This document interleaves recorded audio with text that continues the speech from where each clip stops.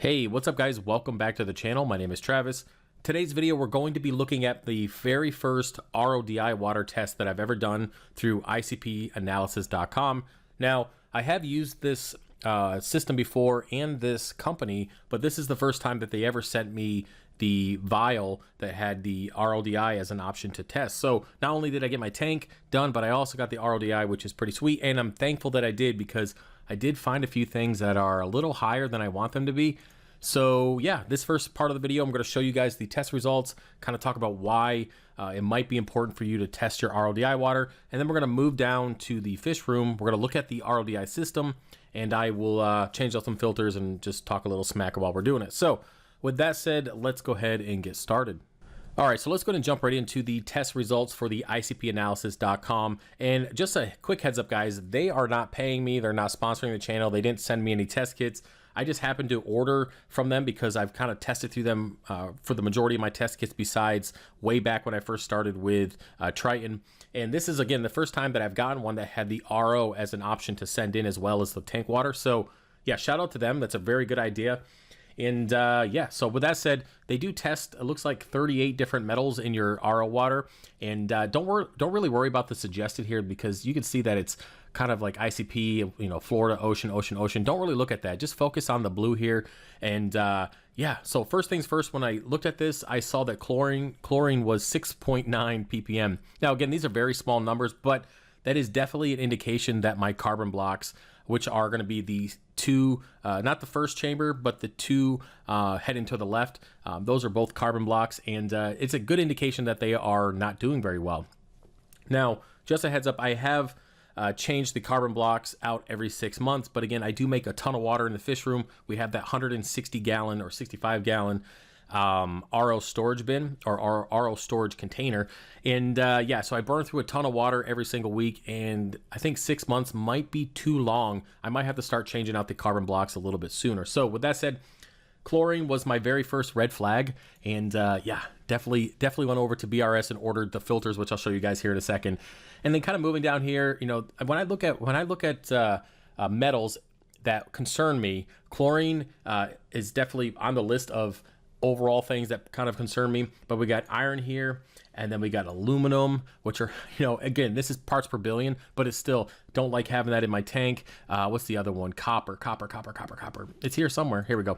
Again, this is parts per billion. These are really low numbers, but again, it is an indication that the filters might not be doing what they should be doing. I would be interested to send in a sample, which I don't know if ICP Analysis has the ability to do this, but if you could send in a sample of your tap water, and then your RO water, and then your tank water, it really give you appreciation of how good your RO system really is. Because I can guarantee the numbers are a lot higher before they get into the filters. But either way, that's really kind of what I look at. Also, titanium, again, these are parts per billion, but you can see that there are numbers. I mean, there are metals getting through my carbon blocks, and that means that we need to change them. So with that said, let's go to move over. I don't want to dive into this too much because it's just a lot of stuff there. I just kind of talked about what I felt was necessary. Now let's go to move over to bulk reef supply. And again, these guys aren't paying me or anything either. I'm not part of any program. I'm just showing you guys what I use here. A little bit of free promo, I guess. But I wasn't able to find the original filters. I guess they didn't have them. The GAC filter, like it was like the BRS brand. I couldn't find it. So, or maybe I didn't look hard enough, whatever. But I did find the this brand, which is the for the 4-stage. It doesn't come with the membrane, but it does give you the first chamber, which is going to be right here, where the water is going to initially come in, which is a 5 micron. Then it gives you a 5 micron carbon filter, and then it gives you a 1 micron carbon filter. Now, the reason why it goes 551 is because the bigger particles are going to get through, and then once it gets most of it filtered out, you can go to the 1 micron, which will filter it out even more, and then it will go into your membrane and should be good from there. So I guess before we go any farther, membrane-wise, you guys will see in a fish room here in a minute that I do run two 150-gallon membranes on the system, just because, again, I'm making a ton of water. I don't want to have a lot of wastewater.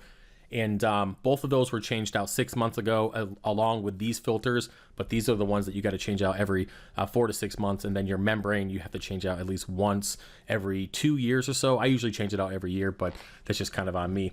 But yeah, so if we look at here, again, it is going to be the pre-filter, the sediment here for 5 micron, and then the 5 micron carbon, and the 1 micron carbon block as well. So again, this is what I use here. You can check them out. I'll put a link in the description. You guys can use that. I'm going to minimize that. So with all of that information said, I am definitely thankful that ICP Analysis is sending the RO water option. Again, it's pretty cool to kind of look in and see. Now, yeah, I guess let's go to move down to the fish room. We'll look at the RO system. We'll go through it. We'll change out the filters, and we'll make some damn water because I have been waiting 2 days for these filters to come in, and my RO bin is empty. So let's go ahead and do that. Okay, so let me go ahead and show you guys the RODI setup. I'm going to go through the plumbing, talk about the filters, and some modifications that I made to this one. It is an A stage. I would say it's kind of a custom, but yeah, it works well for me. It's been working well for quite a while. So first things first, when it comes to plumbing this, I did kind of pick the corner of the fish room just because I had the inlet of the water here from the township and then the drain over here, which just works out that it's in the same area. So I did bite into this with a shark bite. I think that's what they call it. I didn't mean to make that pun, by the way. So cut into it, added this, and then it just has an on and off little valve here, which works out pretty well. And that feeds the setup, and then the drain comes through to the flush valve, which then comes over and drains out. No issues with that. It's been working out really, really well. Now, if you guys have been here since the 125 days, if you guys, you probably remember this. I bought this off of eBay for like 125, 130 bucks. It was just a 4-stage. It came with a single, I think it was 100 gallon per day at that point. And of course, the standard 3 filters, the 100 gallon per day. And since then, I've upgraded to 2 150 gallons per day. I've added a pressure valve, or yeah, I guess you want to call it that. Yeah, it allows me to see what kind of pressure is coming in from the city. I usually stay around 60 PSI, which is pretty good. And then I've added a couple of these TDS meters, basically to see what the city water's like. This used to be on something. I think it was between the membranes at one point, but I forgot to hook it back up. Either way. But anyways, I've added some TDS meters, and then of course I've added some different DI. Now, as you guys can see here, I used to have the cation, anion, and the mixed bed. Really like that stuff. It just didn't feel like dealing with it anymore. I just kind of wanted to make things simpler and went ahead and went back to 3 stages of color changing DI resin, which I get from Bulk Resupply. It's down here somewhere. It's right here. Yep, right there. I think that's it. Yep, that's it. So either way, I've been using that stuff, and ideally, in a perfect world, if I remember, when the first chamber gets burned up, I will then swap this first chamber to the third chamber, and then just kind of move the filters down, burning them up evenly, and just kind of, going from there, making sure that they get completely exhausted. But it looks like in this case, I burned through this one, and I'm starting to go through this one because I haven't been paying attention to it. And yeah, speaking of that, this is what it's supposed to look like. So yeah. It's been 6 months, but I just kind of, it's in the corner. I don't really pay too much attention to it. And again, I'm pretty glad that, or even thankful that ICP Analysis let me send in that DI, which is just kind of part of the testing in general, which, or not DI, but the RO. And it kind of just brought this to light and got me thinking about it again. Because you know how life is. We get caught up in things and we don't pay attention. So either way, I'm going to go ahead and change out these 3 filters. We're going to take this one, put it here. We're going to add our 5 micron carbon, put it in our second chamber, and our 1 micron carbon, and put it in our third chamber. Now again, I am going to leave the RO membranes because they still got another 1.5 years or so. Ideally, they're supposed to be 2 years, but I'm probably going to just wait another 6 months. But yeah, I'm not going to show you guys that because I'm going to make a huge mess, but I will show you the water all over the floor. I'm going to go ahead and change these out now, and then we'll kind of talk about it and wrap up the video. All right. Just so you guys know, I did have to remove the entire unit to be able to loosen up these filters. And maybe I'm getting weak or something, it's all that cutting, but I just couldn't get in here. I couldn't get a grip, so there's just a couple disconnects here. Nothing crazy, but yeah, we'll be back. All right, I changed my mind. I'll show you guys. I mean, I've already loosened things up from putting it on the floor. I did reconnect everything. So yeah, let's go ahead and just change them out. This is going to be the 1 micron carbon. Oh, made a mess. Who would have thunk it? So again, this is the 1 micron.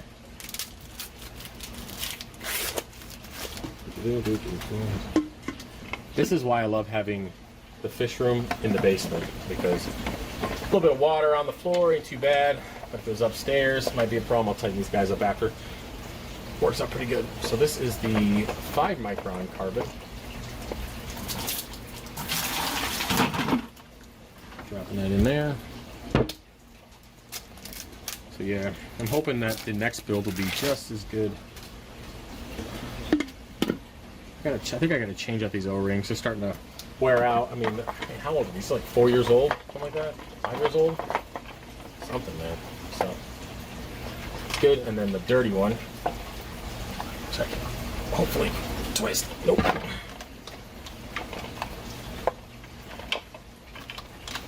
It's all rusty.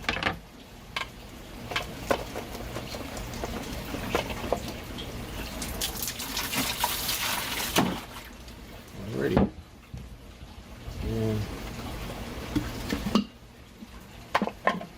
Yeah, that noise in the background, that's my water level, my sump being too low because I've been waiting. Like I mentioned, I should have ordered the filters sooner. Things just didn't line up the way they should have, so I'm going to tighten these real quick.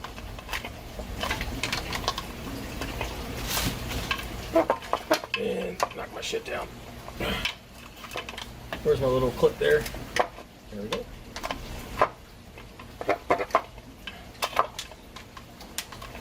And I always check for leaks, of course. Turn it back on once pressure builds up. As long as it's not leaking, it's good to go. If it is, tighten it up more. But yeah, so next thing I'm going to change here is the DI, which I'm definitely not going to show you guys. That's going to take me a minute, so I'll be back.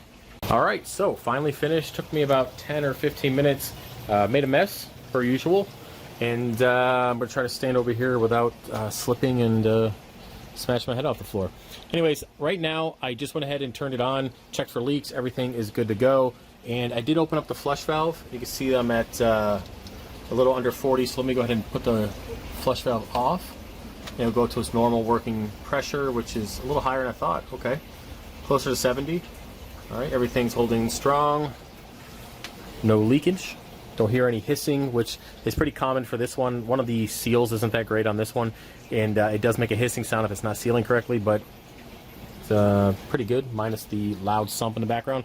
Anyways, I'm going to go ahead and open the flush valve back up, just because I do want to take this time to flush out the new carbon blocks. They say for about 20 minutes. I'm just going to fill up this 5-gallon bucket, which has the already old filters in it. Once that's full, I'll go ahead and disconnect the tube and then reconnect to the DI, which I did also change out. I only changed 2 of them. I did take the 3rd chamber and move it over here to the 1st. As you can see, there's only a little bit of it used up. So we'll burn through this chamber, and I'll go through and check it here after I make that 165 gallons worth of water, and then you know, swap out any more DI or any DI that I need to. But for now, I'm just going to go ahead and fill up this 5-gallon bucket and flush the membranes at the same time, and then reconnect and start making some water, and that way I can top off my sump, which is a little low. It's supposed to be at 8, so I'm at 4.5. So yeah, I could probably change out my filter stocks. That might help. Let me see. Pull out one. Pull out one of these. Oh, let's see what we get up to. Creeping, and the same. Okay, well, I thought that was going to help. Anyways, guys, that's about it for the video. Yeah, pretty basic stuff, pretty easy, but I think it can get overlooked if we get caught up in life and just busy in general. Here's a case in point right there. So shout out to ICPanalysis.com. Sending that the test kit allows me to test both the RO water and the tank water. Really do appreciate that. If you guys want to see what's up with the tank, I might do a separate video on that, but everything is pretty good. My salinity was a little bit lower than I needed to, but then I went ahead and recalibrated the Milwaukee, which then fixed the issue. So other than that, guys, that's it for the video. Hopefully you enjoyed it. If you want to support the channel, head over to FishOfHex.com, and I'll see you guys later. All right, peace.